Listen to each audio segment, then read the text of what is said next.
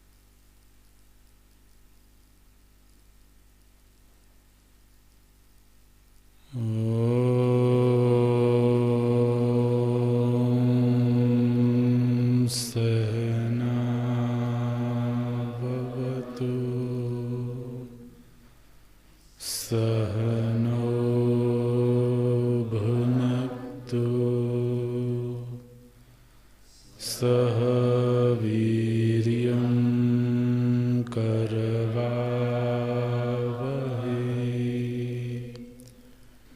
तेजस्विनावधीतमस्तु मा विद्विषावहै।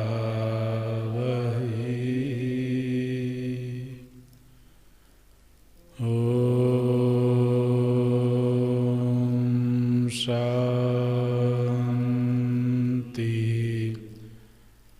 शांति शांति।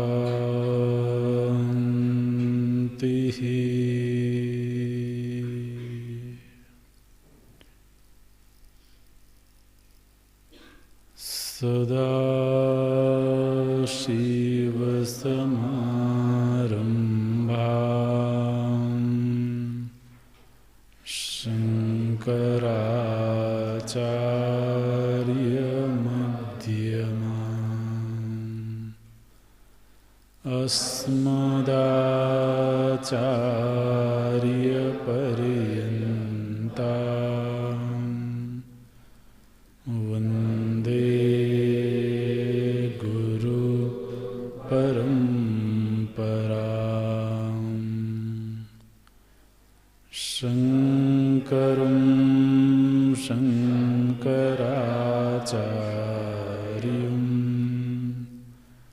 केशवं बादरायणम्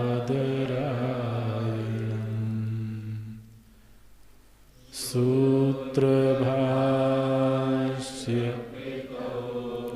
वन्दे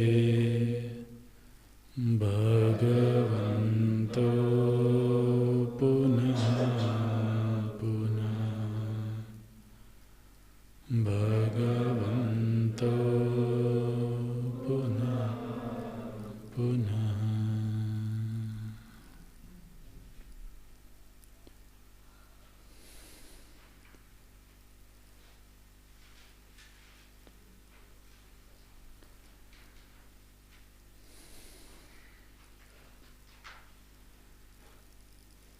यच्छेद्वाङ्मनसि प्राज्ञः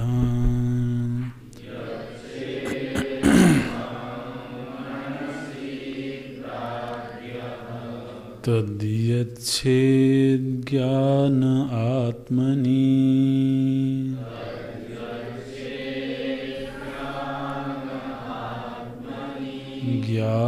ज्ञानमात्मनि महति नियच्छेत्।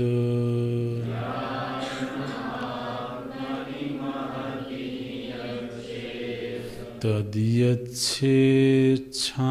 आत्मनि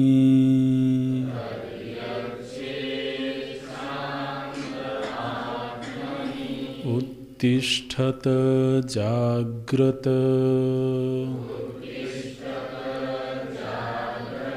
प्राप्य वरान्निबोधत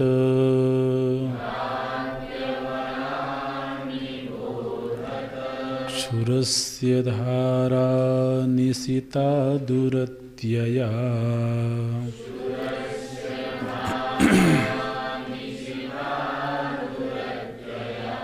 दुर्गम पथस्तत्कवयो वदन्ति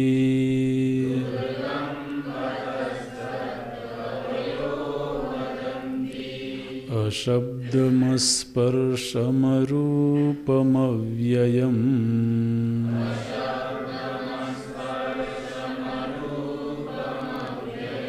तथा रसं नित्यमगन्धवच्च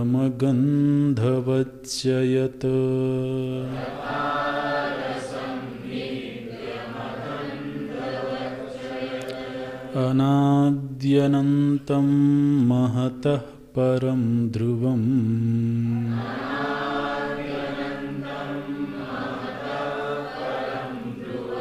निचाय्यतन्मृत्युमुखात् प्रमुच्यते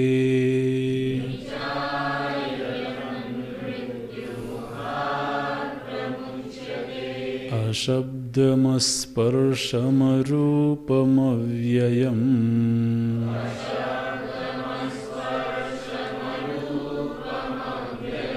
तथा रसं नित्यमगन्धवच्च यत्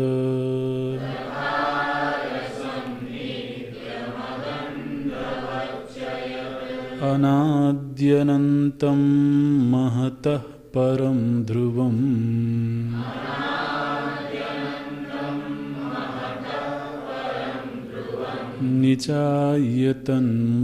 निचाय्यतन्मृत्युमुखात् प्रमुच्यते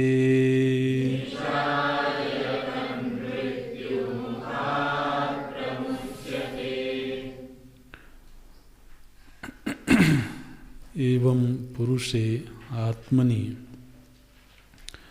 सर्वं प्रविलाप्य नाम रूप कर्मत्रयं यन्मिथ्या ज्ञान विजृंभितं क्रियाकारक फललक्षणं स्वात्मयाथात्म्यज्ञानेन मरीचि उदक रज्जु सर्प गगनमलानीव मरीचि रज्जु गगनस्वरूप दर्शनेनैव स्वस्थः प्रशान्तात्मा कृतकृत्यो भवति यतः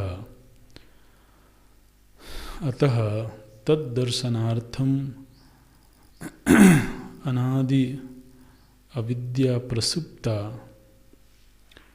उत्तिष्ठत हे जन्तवः आत्मज्ञानाभिमुखा भवत जागृत अज्ञान निद्रायाः घोररूपायाः सर्वानर्थ बीजभूतायाः क्षयं कुरुत कथं प्राप्य उपगम्य वरान् प्रकृष्टान् आचार्यान् तद्विदः तदुपदिष्टं सर्वान्तरम् आत्मानम् अहमस्मि इति निबोधत अवगच्छत न हि उपेक्षितम् इति न हि उपेक्षितव्यम् इति श्रुतिः अनुकंपया आह मातृवत् अतिसूक्ष्मबुद्धिविषयत्वात् ज्ञेयस्य किमिव सूक्ष्मबुद्धिः इति उच्यते क्षुरस्य धारा अग्रम निशिता तीक्ष्णीकृता दुरत्यया दुःखेन अप्ययो यस्याः सा दुरत्यया यथा सापद्भ्यां दुर्गमनीयाः तथा दुर्गम दुःसम्पाद्यम् इति एतत् पथः पन्थानं तत्त्वज्ञानलक्षणं मार्गं कवयो मेधाविनो वदन्ति ज्ञेयस्य अतिसूक्ष्मत्वात् तद विषयस्य ज्ञानमार्गस्य दुःसम्पाद्यत्वं वदन्ति इति अभिप्रायः।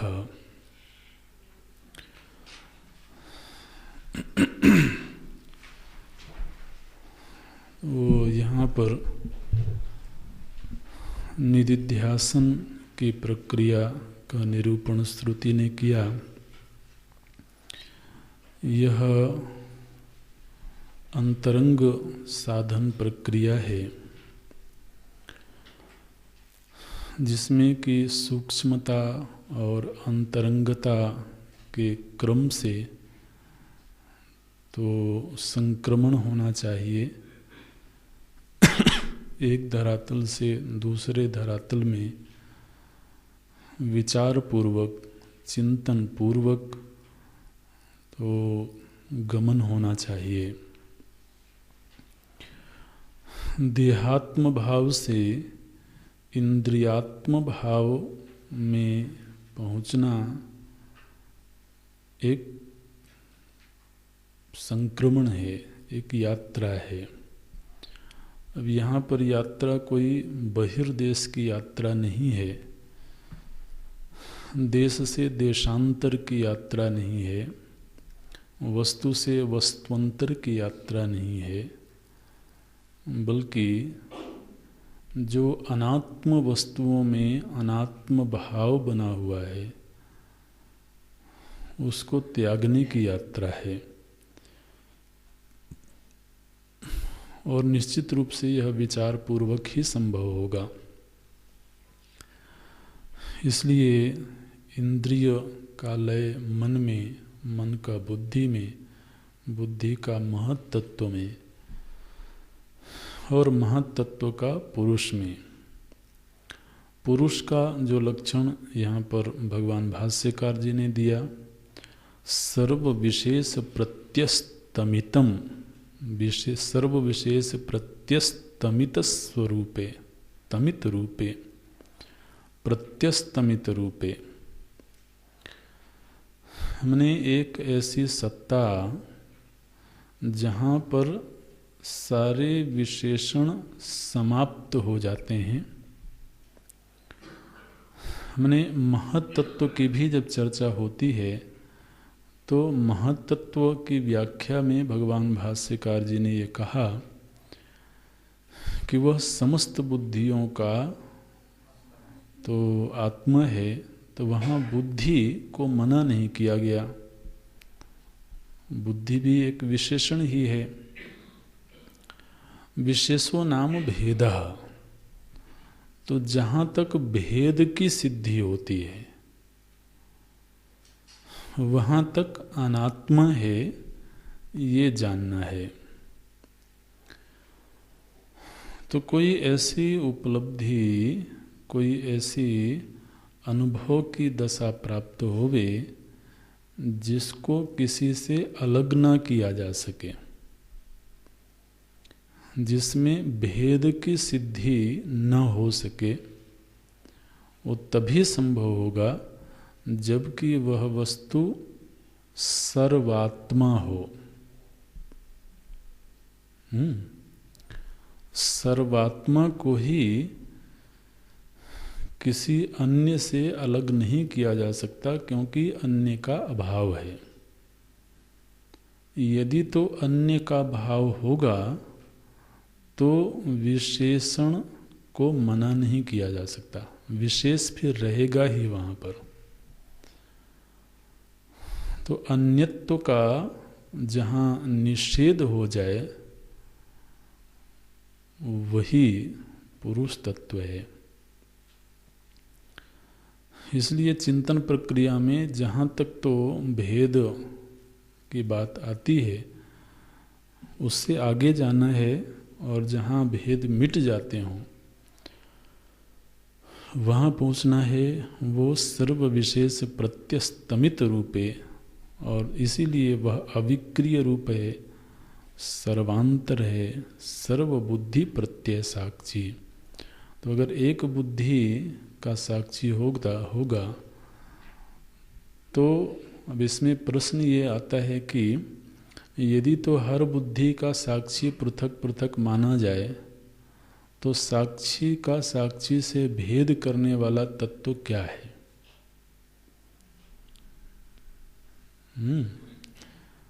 तो वो मिलेगा नहीं। माने दो की संख्या तो तब निर्धारित हो जब दोनों का भेद करने वाला कोई तीसरा तत्व वहाँ विद्यमान हो। तो एक साक्षी को दूसरे साक्षी से भिन्न करने का हेतु क्या है? तो अगर ये कहा जाए कि बुद्धि, एक की बुद्धि अलग है दूसरे की बुद्धि अलग है, तो बुद्धि तो दृश्य है, दृश्य दृष्टा में भेद कैसे उपस्थित कर सकती है? यदि दो दृष्टा कहें तो दो दृष्टा में ये दो दिखाने वाला कौन है? दोनों के बीच भेद करने वाला कौन है? अब जैसे यहाँ पर दो शरीरों में भेद दिख रहा है तो भेदक है आकाश, ठीक है ना। एक शरीर इस आकाश में है, दूसरा शरीर उस, तो दोनों शरीरों के मध्य में जो आकाश है वो भेद पैदा कर रहा है। अब दृष्टा दृष्टा में भेद करने के लिए यदि आकाश को कहा जाए तो आकाश तो दृश्य है, फिर वही बात आएगी। तो दृश्य दृष्टा दृष्टा में भेद कैसे उपस्थित कर सकता है, ये संगति लगेगी नहीं।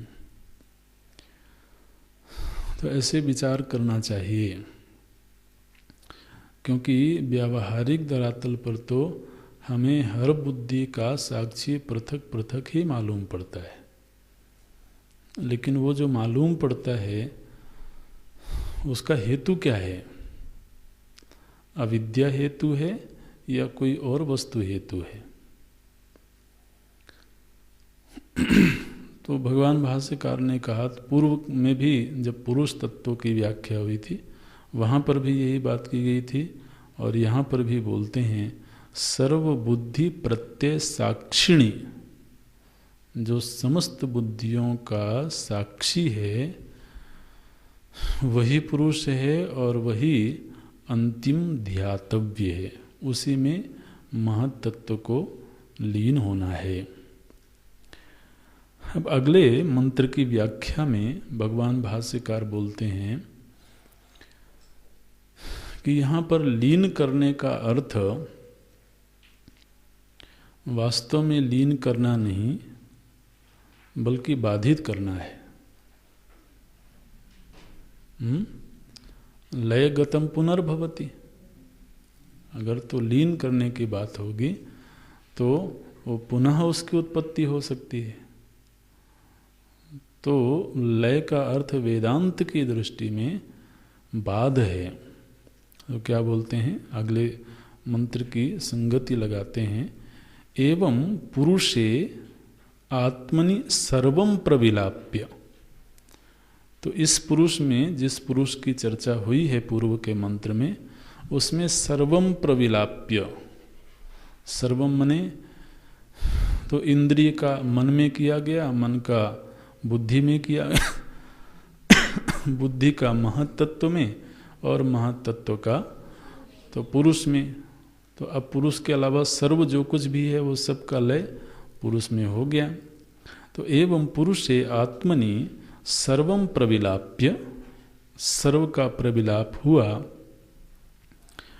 तो सर्व का प्रविलाप करने से नाम रूप कर्म त्रयम, जो नाम रूप और कर्म है अर्थात क्रिया है, ये तीनों के तीनों तो लीन हो गए अर्थात बाधित हो गए।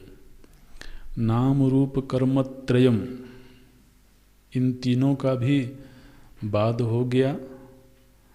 और ये तीनों उत्पन्न कैसे हुए थे, बोलते हैं यन मिथ्या ज्ञान विजृंभितम, जो मिथ्या ज्ञान से, जो नासमझी से, पुरुष के यथार्थ का बोध नहीं होने से जिन नाम रूप कर्म आदि की उत्पत्ति हुई थी, विजृंभितम माने उत्पन्न हुए थे। कैसे उत्पन्न हुए थे? मिथ्या ज्ञान विजृंभितम, यथार्थ का बोध नहीं होने से ही ये नाम रूप आदि उत्पन्न हुए थे। तो अब जब यथार्थ का बोध हो गया तो नाम रूप और क्रिया तीनों का प्रविलाप हो गया। क्रियाकारक फल लक्षणम स्वात्म याथात्म ज्ञानेन, ये यहाँ पर सिद्धांत की बात करते हैं कि जो नाम रूप और क्रिया हैं, इनकी उत्पत्ति हुई थी मिथ्या ज्ञान से, और इन्हीं की उत्पत्ति होने पर तो क्रियाकारक फल रूप जगत बना। नाम रूप क्या है? जगत ही नाम। और इसका विभाग किया जाता है, दो कारक हैं, क्रिया है, माने क्रिया को संपन्न करने के लिए कारक हैं, और क्रिया संपन्न होने के बाद फल की उत्पत्ति होती है। तो क्रिया कारक फल रूप यह जो नाम रूपात्मक जगत है, यह उत्पन्न हुआ था मिथ्या ज्ञान से। तो इसका निवारण कैसे होगा? तो बोलते हैं याथात्मिक ज्ञानेन, स्वात्म याथात्मिक ज्ञानेन, माने आत्मा के यथार्थ का बोध होने से मिथ्या ज्ञान का निवारण होता है। ये सिद्धांत हम पूर्व से पढ़ते आ रहे हैं कि अधिष्ठान ज्ञान के बिना मिथ्या ज्ञान की निवृत्ति नहीं होती है। तो रज्जु में प्रतीयमान जो सर्प है, उस सर्पत्व की निवृत्ति रज्जु ज्ञान से ही होगी। इसलिए स्वात्म याथात्मिक ज्ञानेन, तो स्व आत्मा, स्वात्मा के याथात्म्य माने जैसा वो है, उसके स्वरूप का बोध जैसा वो है, उस रूप में ही होने पर जैसा वो नहीं था लेकिन हमने मान रखा था, वो मिथ्या ज्ञान है। उस मिथ्या ज्ञान का निवारण हो गया। दृष्टांत देते हैं, जैसे मरीचि उदक, रज्जु सर्प, गगन मलानि इव। जैसे सूर्य किरणों में जल दिख रहा है, ये दो दो का जोड़ा बनाते हैं, तीन दृष्टांत दे रहे हैं एक साथ में। मरीचि उदक, मरीचि माने सूर्य किरण, तो सूर्य किरणों में उदक, उदक माने जल की प्रतीति हो रही है। तो जो मृग मरीचिका है, मृग मरीचिका समझते हैं ना, तो मरीचि माने होता है किरण, जल की, वो सूर्य किरण। तो जहाँ सूर्य किरण होती हैं, वही सूर्य किरणें जलाशय के रूप में प्रतीत होती हैं। तो वहाँ पर रेत या सड़क जल नहीं प्रतीत हो रहा है, उसमें जो परावर्तित सूर्य किरणें हैं, वो सूर्य किरणें जल की भ्रांति उत्पन्न करती हैं। तो जैसे सूर्य किरणों में उदक, रज्जु में सर्प, और गगन में मल माने गगन में धूल कण आदि ये प्रतीत होते हैं, जबकि गगन तो सर्वथा निर्मल चीज है। तो सूर्य किरणों में दिखने वाला जल, सर्प में वो रज्जु में प्रतीयमान सर्प, और आकाश में दिखने वाली जो मलिनता है, इन तीनों का निवारण कैसे होगा? बोलते हैं मरीचि रज्जु गगन स्वरूप दर्शनेन एव। जब सूर्य किरण का ज्ञान हो गया तो जल की भ्रांति मिट गई, रज्जु का ज्ञान हो गया तो सर्पत्व की भ्रांति मिट गई, और गगन के यथार्थ का बोध हो गया तो उसकी मलिनता की भ्रांति मिट गई। तो मरीचि रज्जु गगन स्वरूप दर्शने नैव क्या हुआ, बोले स्वस्थ, तभी वह स्वस्थ हुआ। तो ये तो दृष्टांत थे। दाष्टांत क्या है, स्वात्म याथात्म्य ज्ञानेन। जो साधक है, जब उसके अपने निज स्वरूप का बोध हुआ और मिथ्या ज्ञान रूप क्या,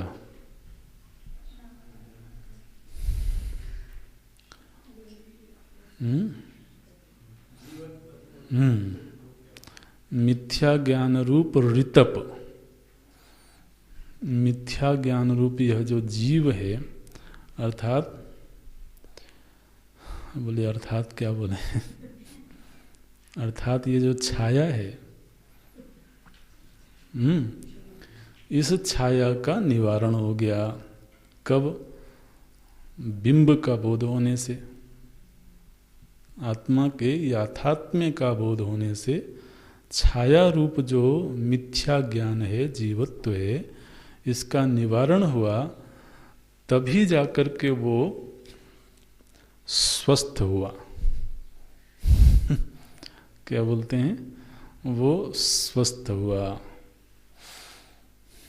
और जब तक वह मिथ्या ज्ञान में भ्रमणीय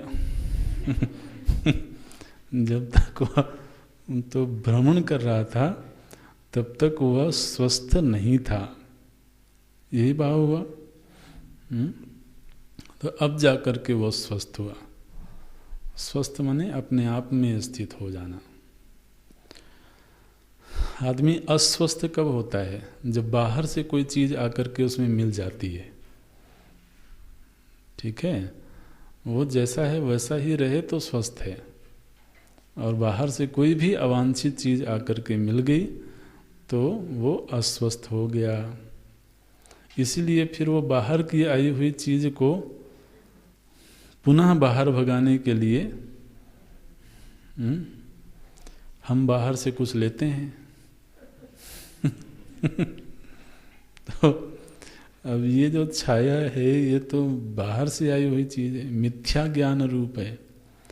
तो जब इसका निवारण हुआ तो क्या हुआ, बोले स्वस्था, और तभी प्रशांत आत्मा, तब वो प्रशांत हो गया, शांत हो गया। प्रकृष्ट रूपेण शांतः इति।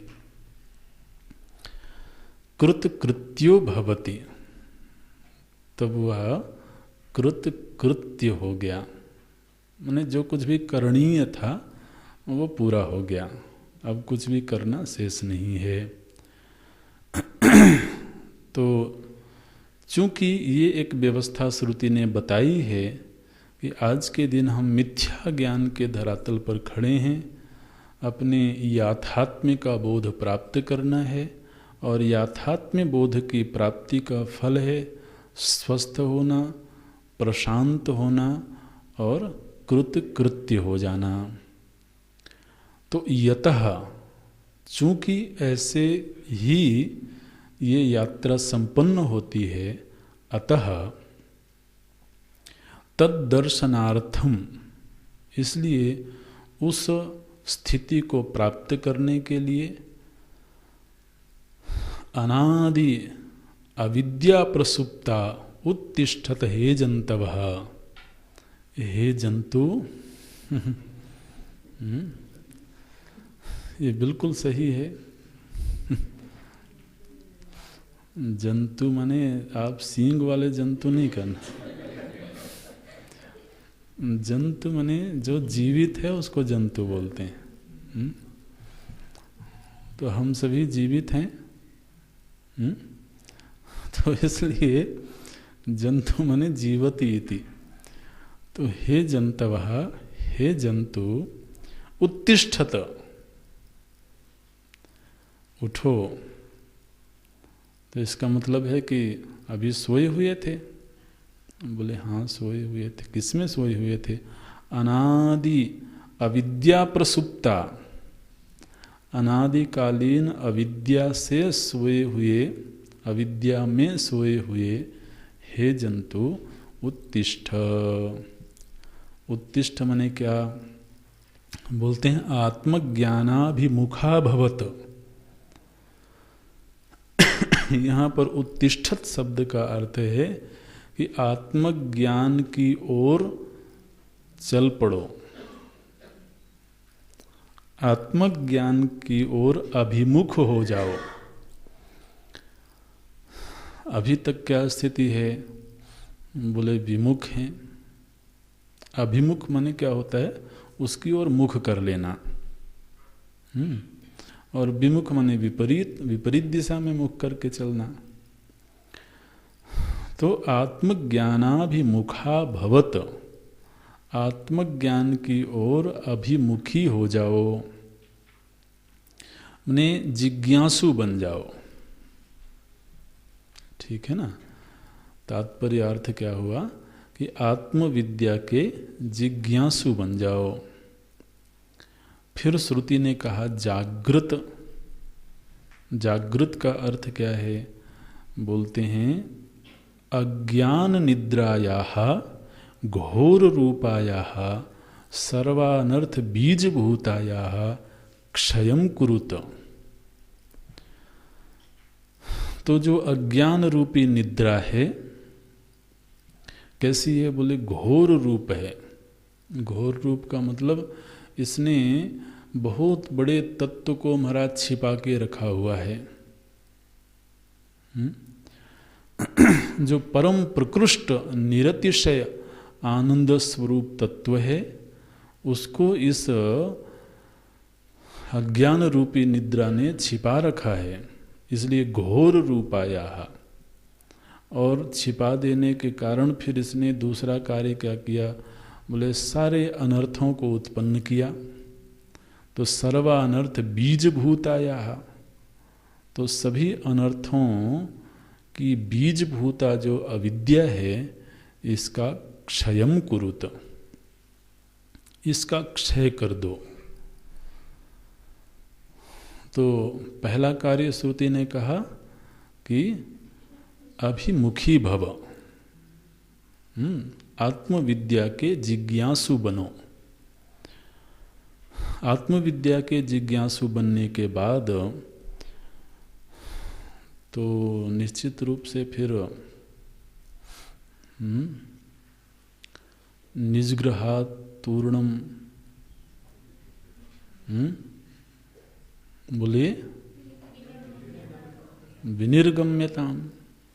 निजग्रहात्, दूसरे के घर से नहीं,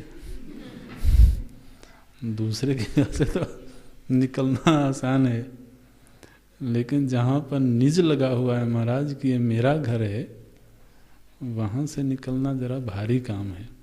तो इसलिए भगवान ने केवल ये नहीं कहा वहाँ पर गृहात् विनिर्गम्यताम, निज गृहात् तूर्णम विनिर्गम्यताम। ये बहुत मुश्किल काम है।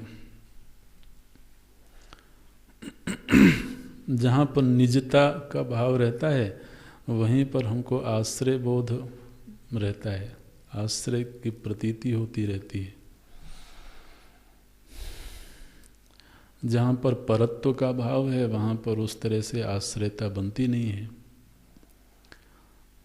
तो बोले कि अभी यदि तो आत्मजिज्ञासु बन गए तो फिर अब घर में रहने से उस जिज्ञासा की पूर्ति नहीं होगी।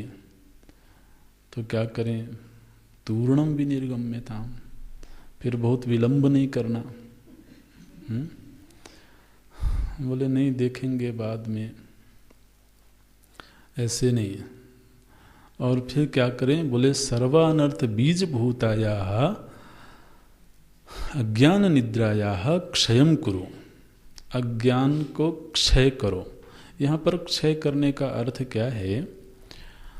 तो क्योंकि अविद्या का निवारण तो आगे तब होगा जब जाकर के गुरुपसत्ति होगी और गुरु के द्वारा बोध की प्राप्ति होगी, वो आगे बताएंगे, अगला क्रम है। लेकिन यहाँ पर अविद्या को क्षय करने का अर्थ ऐसे समझना चाहिए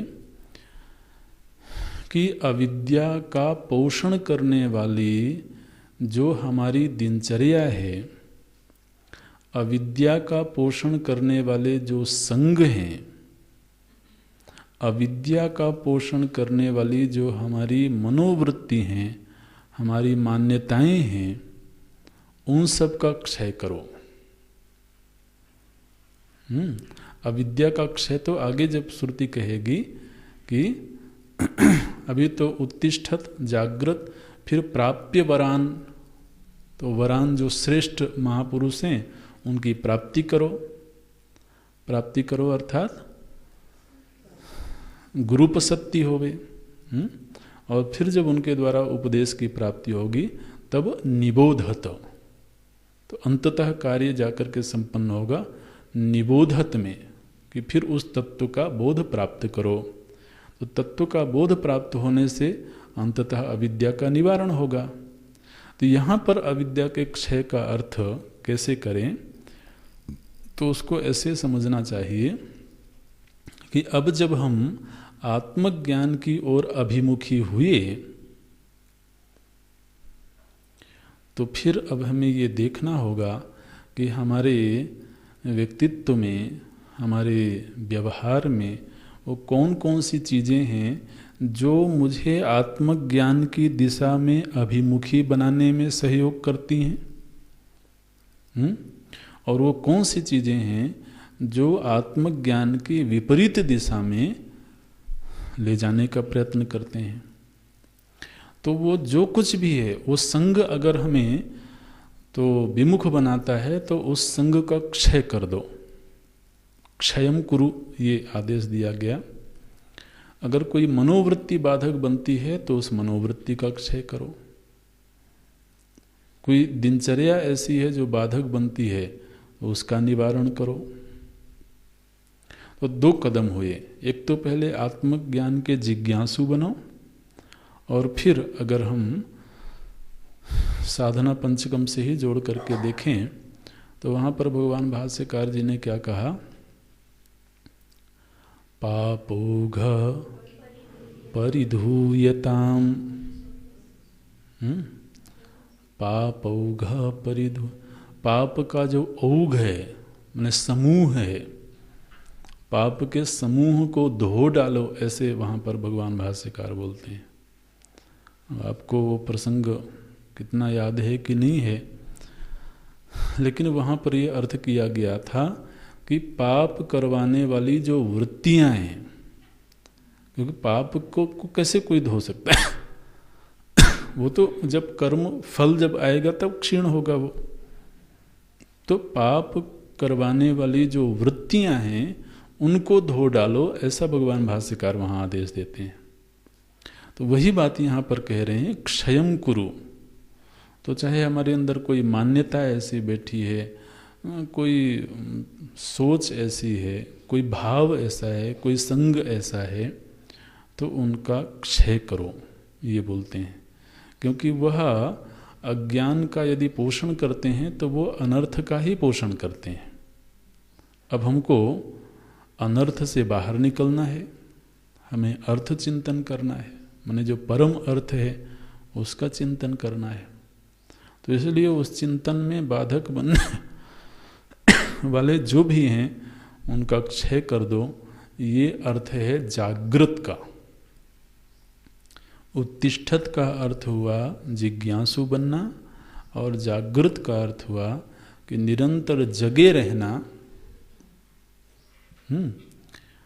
ताकि कोई भी प्रमाद की वृत्ति तो हमें अपने हाथ में न लेने पावे। इसको बोलते हैं जागृत, माने जगे रहो, व्यवहार के प्रति, संबंध के प्रति, विचारों के प्रति। तो श्रुति ने कहा जागृत।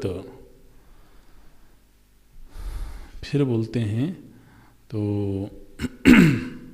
श्रुति ने कहा है प्राप्य वरान।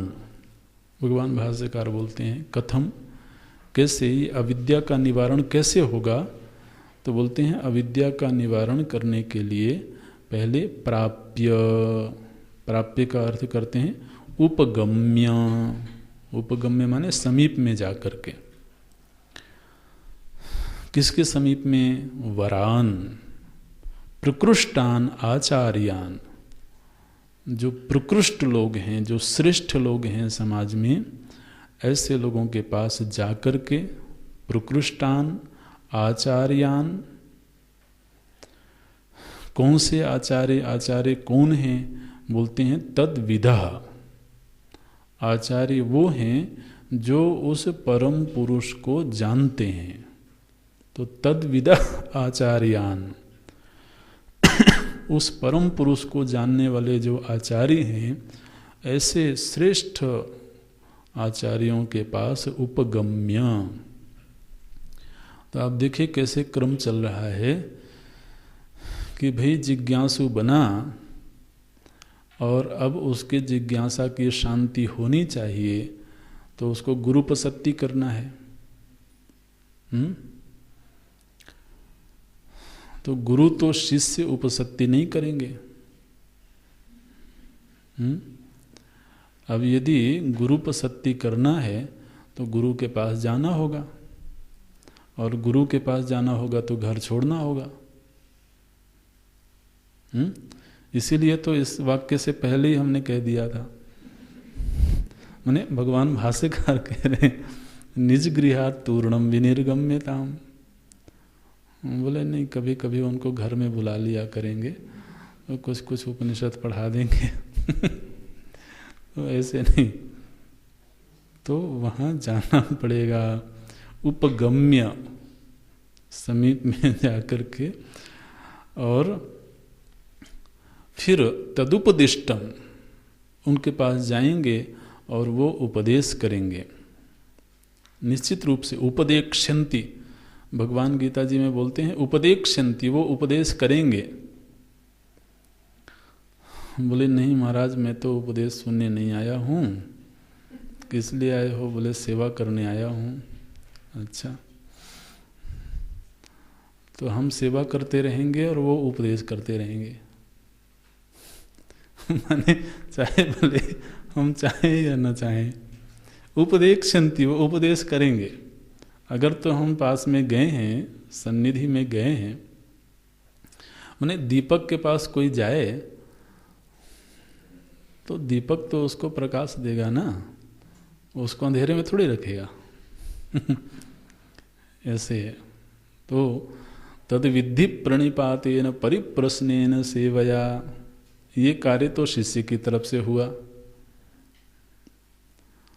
तो जानने की इच्छा हुई तो वो गया, प्रणिपात किया और सेवा पूर्वक उसने प्रश्न किया। यहाँ तक शिष्य का कार्य था। फिर उपदेक्षन्ति, वो उपदेश करेंगे। तो यहाँ पर बोलते हैं तदुपदिष्टम, फिर उनके द्वारा जब उपदेश प्राप्त हुआ तो तदुपदिष्टम, किम उपदिष्टम, क्या उपदेश प्राप्त हुआ? बोलते हैं सर्वांतरम आत्मानम अहम अस्मि इति। जब उन्होंने उपदेश किया कि जो सर्वांतरतम पुरुष तत्व है वह तुम ही हो, वह तुम्हारी ही आत्मा है, इस रूप में जब उपदेश हुआ तब अहम अस्मि इति निबोधत। निबोधत माने अवगच्छत, उसको जान लो। आपको पूर्व कक्षा में बताया गया था कि जो गम धातु है वह ज्ञानार्थक भी होती है। तो यहाँ पर बोलते हैं अवगच्छत, माने उस सर्वांतर आत्मा को, सर्वांतरतम आत्मा को अहम के रूप में निबोधत, जान लो।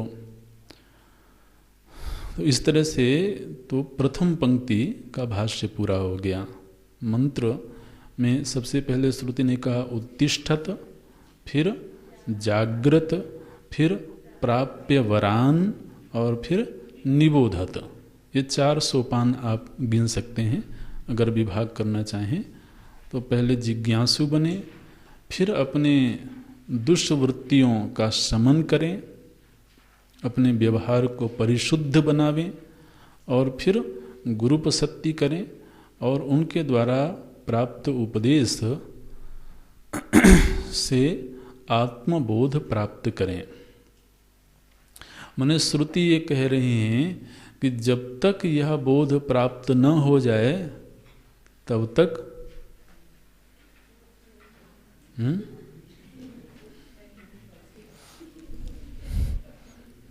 बोलो भाई, क्योंकि श्रुति ने केवल यहीं तक नहीं छोड़ दिया, आगे आदेश दिया निबोधत, माने उस बोध को प्राप्त करो, उस तत्व को जान लो। और जब तक बोध ना हुआ हो तब तक सुनते रहो, तब तक सेवा करते रहो। हम बोले महाराज अब इतनी फुर्सत नहीं है मेरे पास। अच्छा, तो बोले कोई मध्यम मार्ग बताओ, कोई शॉर्टकट बताओ। बोले जब तक बोध ना हो तब तक लगे रहना। बोले नहीं, मैं तो 2.5 वर्ष में यदि हो गया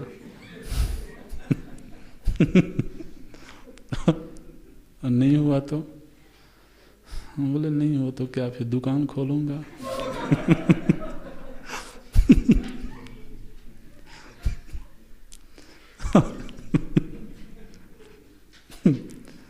भाई आगे की कोई ना कोई योजना बना के तो रखनी पड़ेगी। अगर जीवन तो आगे भी है ही है ना। श्रुति तो कहती है नहीं, इसके अलावा और अब कोई काम नहीं है। अब तो यही करना है जब तक वो स्थिति प्राप्त ना हो जाए, चाहे इस जीवन में हो जाए और चाहे और 2-4 जीवन लग जाएं। भाई जीवन की कोई कमी थोड़ो है सृष्टि में। भगवान के पास में कोई कमी नहीं है, बहुत सारे शरीर तैयार हैं उनके पास। इसलिए चाहे 1 जीवन में हो चाहे 10 जीवन में हो, लेकिन जब तक निबोधत की घटना न घटे तब तक तो अब मार्ग नहीं छोड़ना है। हम बोले महाराज जी बात तो ठीक है। श्रुति कहती हैं न ही उपेक्षितव्यम, भगवान भाष्यकार बोलते हैं न ही उपेक्षितव्यम इति श्रुति ही अनुकंपया आह मातृवत। आप देखिए भगवान भाष्यकार की श्रुति के प्रति क्या दृष्टि है। बोलते हैं श्रुति तो हमारी माता जी हैं, मातृवत अनुकंपया, जैसे माता अनुकंपा करती हुई अनुग्रह करती हुई उपदेश करती हैं। माने वो शिशु को चलना भी सिखाती हैं और साथ ही साथ ये भी बताती रहती हैं कि सावधानी से चलना। वो चाहती हैं कि चले, लेकिन साथ ही वो उसकी सुरक्षा का भी ख्याल रखती हैं। तो ये चल तो पड़ा है, कोई साधक है जिज्ञासु है चल पड़ा, लेकिन चल पड़ा और अगर बेहोशी में चल रहा है, उपेक्षा वृत्ति पूर्वक चल रहा है, तो फिर उसके लिए कठिन हो जाएगा। तो पहले तो श्रुति ने कहा कि उत्तिष्ठत, जागृत, चलो, लेकिन चलते हुए सावधान रहना। तो आगे क्या बोलते हैं, क्षुरस्य धारा निशिता दुरत्यया दुर्गम पथा। तो ये जो मार्ग है यह बहुत आसान नहीं है। तो ध्यान रखना, श्रुति का यह वक्तव्य भयभीत करने के लिए नहीं है। तो कई बार लोग समाज में भयभीत करते रहते हैं। बोले देखो भाई ये ज्ञान का जो मार्ग है ना, ये तो छुरे की धार में चलने जैसा है। अच्छा, तो इसलिए उस मार्ग पर मत जाना। अभी छुरे की धार पर कौन चलना चाहेगा? तो ज्ञान के मार्ग पर मत जाना। तो अब अगर ज्ञान के मार्ग पर नहीं जाएंगे तो फिर किस मार्ग पर जाएंगे? हाँ बोलो। अज्ञान के मार्ग पर। भाई अगर ज्ञान के मार्ग पर नहीं जा रहे हैं तो उसके विपरीत मार्ग क्या है? अज्ञान का मार्ग है। तो अब इसलिए इसके अलावा तो कोई मार्ग है ही नहीं है। वो चाहे आप छुरे की धार कहो चाहे जो भी कहो, मार्ग तो यही है। इसलिए बोलते हैं कि वो कहीं उपेक्षा वृत्ति पूर्वक ना चले, इसलिए बड़ी अनुकंपा से, बड़े अनुग्रह पूर्वक श्रुति माता सावधान करती हैं। श्रुति ही अनुकंपया आह मातृवत। क्यों? क्योंकि यह जो विषय है यह अति सूक्ष्म है, अति सूक्ष्म बुद्धि विषयत्वात् ज्ञेयस्य। इस मार्ग से जो ज्ञातव्य वस्तु है वह अति सूक्ष्म है और सूक्ष्म बुद्धि से ही प्राप्त हो सकता है। इसलिए साधक को सतत जागृत, सतत सावधान रहना है। इसलिए सावधानी के लिए श्रुति कहती हैं किमि वो सूक्ष्म बुद्धि इति उच्यते। सूक्ष्म बुद्धि से यह प्राप्तव्य कैसे है? बोलते हैं जैसे कि क्षुरस्य धारा, क्षुरे की जो धार है, धार का मतलब उसका जो अग्र भाग होता है, जो ऊपर का भाग होता है, बोलते हैं धारा अग्रम। तो जो छुरा है उसके आगे की जो धार होती है, और वह धार भी कैसी हो? बोले उसको तीक्ष्ण कर दिया गया हो। निशिता, निशिता का अर्थ है तीक्ष्णीकृता। तो छुरे या तलवार की धार जो तीक्ष्ण कर दी गई हो, ऐसी धार को पार करना, ऐसी धार के ऊपर चल करके और उस पार चले जाना बहुत कठिन है। दुरत्यया, दुखेन अत्यया यस्याह सा दुरत्यया। तो वह जो धारा है वो चूंकि बहुत तीक्ष्ण है, इसलिए उस धारा का सहारा लेकर के उस पार जाना बहुत कठिन है। और कब? जबकि उस पर तो पैरों से चलना हो। यथा सा पदभ्याम दुर्गमनीया, जैसे पैर से चल करके यदि उसको पार करना हो तो दुर्गम है। दुर्गम के अर्थ क्या होता है? दुह संपाद्यम इति एतत्। तो उसका संपादन करना, उस पे चल पाना बहुत कठिन होता है। इसी तरह से पथः पंथानम, इसी तरह से यह जो पथ है यह कैसा है? बोले कठिन है। कौन सा पथ? तत्वज्ञान लक्षण मार्गम। ये जो तत्वज्ञान लक्षण वाला जो मार्ग है यह दुसंपाद्य है। तो यहाँ किंचित भी तो लापरवाही, प्रमाद, आलस्य तो काम नहीं आता है। इसलिए दुसंपाद्यम इति एतत् पथः पंथानम तत्वज्ञान लक्षणम मार्गम। ये कठिन है, ऐसा किसने बताया है? बोलते हैं कवयः वदन्ति। कवयः का अर्थ करते हैं मेधाविना, जो मेधावी हैं उन्होंने बताया है। ज्ञेयस्य अति सूक्ष्मत्वात् तद विषयस्य ज्ञान मार्गस्य। तो चूंकि ज्ञेय वस्तु अति सूक्ष्म है, इसलिए उसका मार्ग भी सूक्ष्म है। प्राप्त होने वाली वस्तु सूक्ष्म है, और इसलिए उस वस्तु तक पहुंचने का जो मार्ग है वह मार्ग भी सूक्ष्म है। दुःसंपाद्यत्वं वदन्ति इति अभिप्रायः।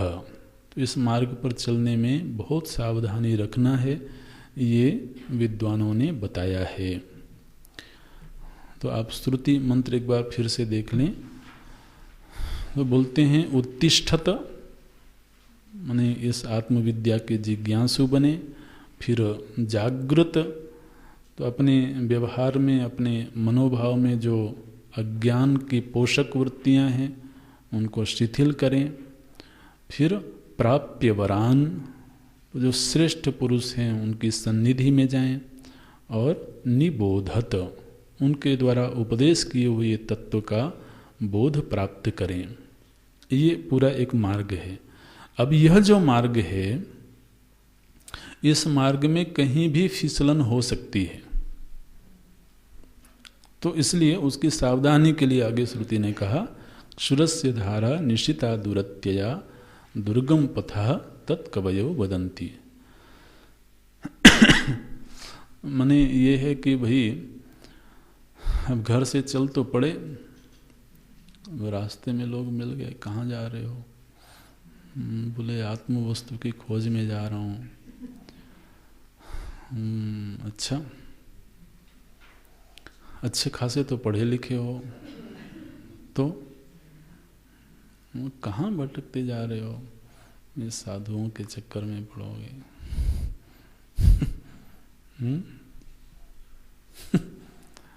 तो महाराज मार्ग से भटकाने वाले बहुत कारक मिलेंगे। फिसलन वही है, कोई ऐसा नहीं है कि अब कोई तलवार सामने रख देगा। गुरुजी के पास गए, गुरुजी ने सामने तलवार रख दिया, बोले चलो ऐसा कुछ नहीं होना है। उन्हें चलते समय पर फिसलने की संभावनाएं होंगी, ऐसी संभावनाएं सामने आएंगी। वो समाज के द्वारा, अपनी ही मनोवृत्तियों के द्वारा, वो केवल बाहर से ही आए ऐसा जरूरी नहीं है। कई बार हमारे ही भीतर ऐसे प्रस्ताव आने लगे, बोले अब तो तत्वबोध पढ़ लिया है, अब तो बस अभ्यास ही करना है और चलो अब घर में बैठ के करेंगे। वे प्रस्ताव कहाँ से? श्रुति ने कहा कि निबोधत, जब तक वो बोध ना मिल जाए तब तक लौट के नहीं आना। और अब लौट के कहाँ आना है? वो तो पुल तोड़ दिया। भाई ये पुल ऐसा है कि एक बार इस पुल से उस पार चले गए, उस पुल को तोड़ दिया जाता है, अब लौट नहीं सकते, लौटना भी चाहे तो। इसलिए तो लेकिन उसमें यात्रा करते समय फिसलने की संभावना हो सकती है, या कोई रोक ले, बोले अब अभी थोड़ी देर यहीं ठहर जाओ, बाद में फिर आगे बढ़ना, अभी तो जीवन बहुत पड़ा हुआ है। या तो कोई लौटाने वाला मिल जाएगा, कोई रोकने वाला मिल जाएगा, ऐसे। तो जब जब फिसलन की संभावना होगी तब तब सावधान रहना, चाहे अपने भीतर से प्रस्ताव आवे, चाहे बाहर के लोगों का दबाव आवे, कहीं से भी। राम काज कीन्हे बिना मोहि कहाँ विश्राम। मैनाक पर्वत ने कहा था कि आप तो हमारे भतीजे हो, इसलिए आप बड़ी लंबी यात्रा पर जा रहे हो, थोड़ी देर ठहर जाओ। हनुमान ते ही परसा करपुनि कीन प्रणाम। उन्होंने स्पर्श किया, पूरा सम्मान दिया उनको। बोले चाचा जी आपने जो हमें तो आदर दिया है, हम आपका सम्मान करते हैं, लेकिन अभी विश्राम तो मुझे मिल ही नहीं सकता है। राम का कार्य जब तक ना हो जाए तब तक विश्राम कैसे मिले? ये है। तो इसलिए जब जब इसमें कहीं कोई बाधा आवे तब सावधान रहे व्यक्ति। इस सावधानी के लिए श्रुति ने ये बात कही है। जो अगला मंत्र है यह पुनः एक बार तत्व का निर्वचन करता है। जो पुरुष तत्व है वो पुरुष तत्व कैसा है? तो बोलते हैं अशब्दम स्पर्शम रूपम अव्ययम तथा रसम नित्यम गंधवच्चयत अनाद्यनंतम महतः परम ध्रुवम निचाय तन मृत्यु मुखात प्रमुच्यते। तो इस वल्ली में आप कह सकते हैं कि ये जो मंत्र है ये तत्व के निर्वचन के लिए है। वह पुरुष तत्व कैसा है, उसका पारमार्थिक स्वरूप कैसा है, उसकी व्याख्या इस मंत्र में करते हैं।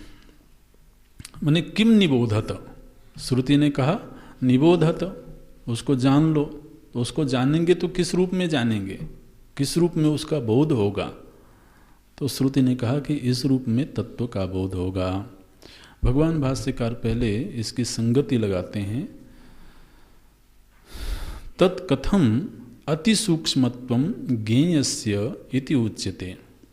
स्थूला तावद् इयं मेदिनी शब्द स्पर्श रूप रस गंध उपचिता सर्वेन्द्रिय विषयभूता तथा शरीरम तत्र एकैक गुणापकर्षेण गंधादीनां सूक्ष्मत्व महत्व विशुद्धत्व नित्यत्वादि तारतम्यं दृष्टम् अबादिषु यावद आकाशम इति ते गंधादयः सर्व एव स्थूलत्वादि कारणः शब्दान्ताः यत्र न सन्ति किमु तस्य सूक्ष्मत्वादि निरतिशयत्वं वक्तव्यम् इति एतद् दर्शयति श्रुतिः। यहाँ पर एक तरह से संबंध भाष्य के रूप में भगवान भाष्यकार अगले मंत्र की एक भूमिका बनाते हैं। बोलते हैं कि इस खंड में, इस वल्ली में श्रुति ने कहा था कि सूक्ष्मता का एक तारतम्य है, सूक्ष्मता की एक व्यवस्था है और उसमें जो सर्वाधिक सूक्ष्म वस्तु है वो पुरुष तत्व है। तो तत्कथम अति सूक्ष्मत्वम ज्ञेयस्य इति उच्यते। वह जो आत्म वस्तु है वह अति सूक्ष्म है, इसको कैसे जाना जाए। तत्कथम अति सूक्ष्मत्वम ज्ञेयस्य, ज्ञेय मतलब वह जो ज्ञातव्य आत्म वस्तु है वह अति सूक्ष्म है, इसको कैसे जाना जाए, इसको सूक्ष्मता को जानने का तरीका क्या है। तो बोलते हैं कि देखो आज के दिन सबसे स्थूल वस्तु क्या है। बोले सबसे स्थूल वस्तु है पृथ्वी। पृथ्वी सबसे स्थूल वस्तु क्यों है? क्योंकि पृथ्वी में पांचों गुण हैं। तो क्या बोलते हैं, स्थूला तावद इयम मेदिनी, मेदिनी का अर्थ है पृथ्वी। तो ये सिद्धांत हमने पढ़े हुए हैं। अब देखिए भाष्य में तो ये विषय आ गया। बोलते हैं स्थूला तावद इयम मेदिनी, यह जो पृथ्वी है यह सर्वाधिक स्थूल है। सर्वाधिक स्थूल क्यों है यह? क्योंकि शब्द स्पर्श रूप रस गंध उपचिता, चूंकि यह इन पांचों गुणों से युक्त है।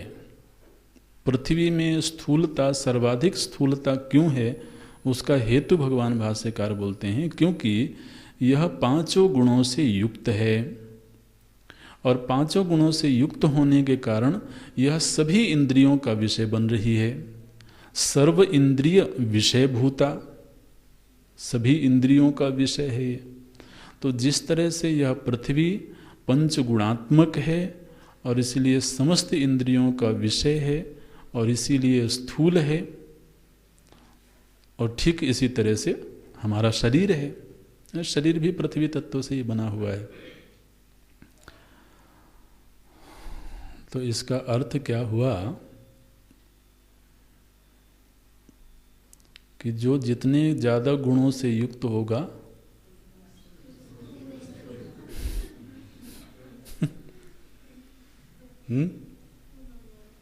भूतों के संदर्भ में तो यही बात, वो उतना ही स्थूल होगा। फिर क्या किया, बोले अब एक एक गुण घटाने लगे। तो बोलते हैं तत्र एकैक गुणापकर्षेण, उनमें से जब एक एक गुण का अपकर्षण होने लगा, अपकर्षण माने उसको घटाने लगे हम, तो जैसे गंध गुण को हमने घटा दिया तो फिर जल तत्व है। अब ये जो जल तत्व है यह पृथ्वी की अपेक्षा सूक्ष्म है। तो एक गुण घट जाने से चार लक्षण घटित होते हैं।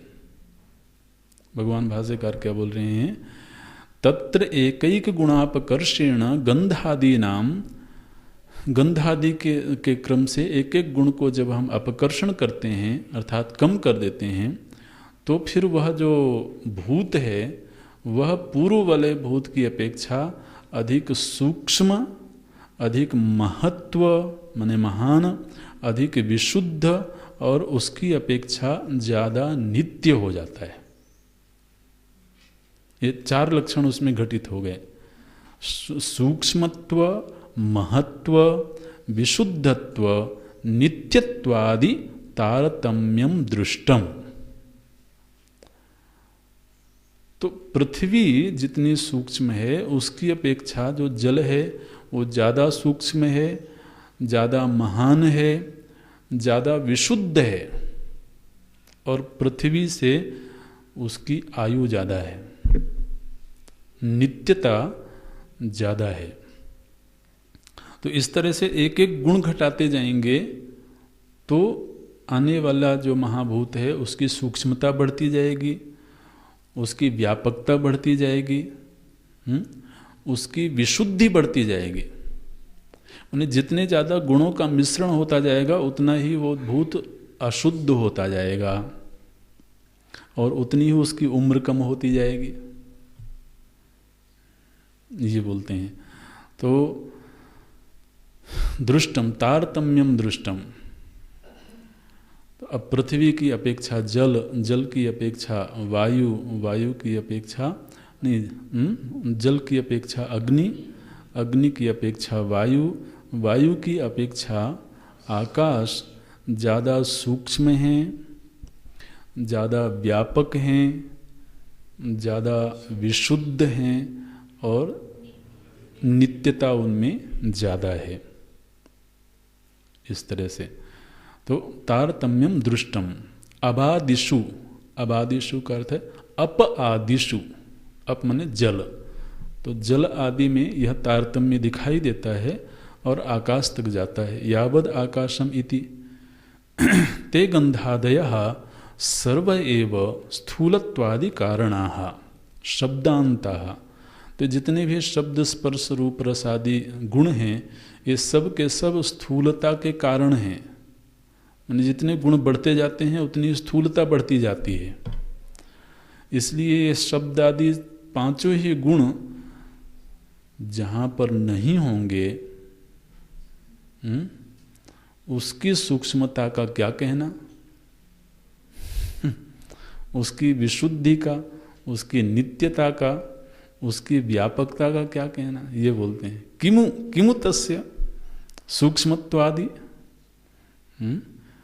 शब्दांता है यत्र न संति। ये पांचों ही गुण जहां नहीं हैं, तो गुण जैसे जैसे बढ़ रहे थे वैसे वैसे वो विषय स्थूल हो रहा था, घट रहे तो सूक्ष्म हो रहा था, और जहां पर ये गुण है ही नहीं तो शब्दांता यत्र न संति किमु तस्य सूक्ष्मत्वादि निरतिशयत्वं वक्तव्यम। उसकी सूक्ष्मता, उसकी निरतिशयता की क्या बात करें, ये उन्हें उसकी महानता बताने के लिए श्रुति आगे बोलेंगी। किमु वक्तव्यम इति एतद् दर्शयति श्रुति ही। इसी महिमा को दिखाने के लिए श्रुति उस आत्म तत्व का निर्वचन करती हैं।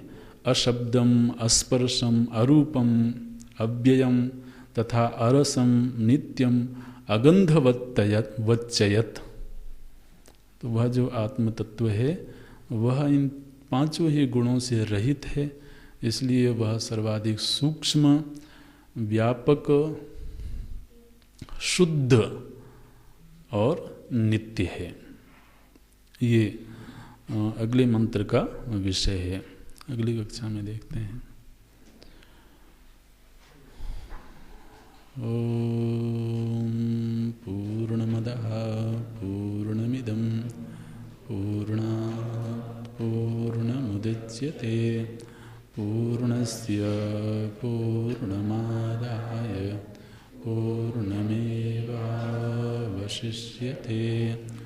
ओम शांति शांति शांति।